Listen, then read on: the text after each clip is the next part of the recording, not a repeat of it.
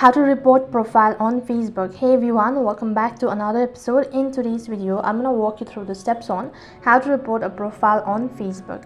So then, to report a Facebook profile, first of all, what you need to do is make sure that your app is up to date. If not, head over to your Play Store and then update the application. After updating the application, log in into your Facebook account. Once you're logged into your account, you'll be directed to the home page, and this is basically how the interface is going to look like.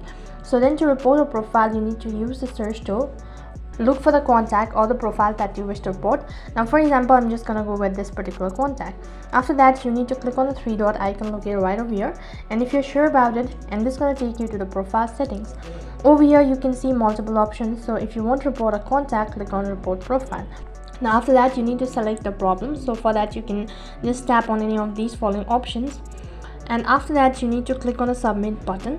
This is gonna direct you to the other page. So if you're sure about it, just tap on it and then click on the next button. Now this is gonna take you to some other interface, and go through all of these steps and then follow the on-screen prompt. So click on the done button if you're sure about it. After that, Facebook will review your report and take appropriate action if the reported profile violates the community standards or policies. Keeping this in mind that Facebook response time and actions may vary depending on the severity of the violence. Now please note that the false reporting can be against Facebook policies. Only report a profile if you genuinely believe it has violated the platform's rule.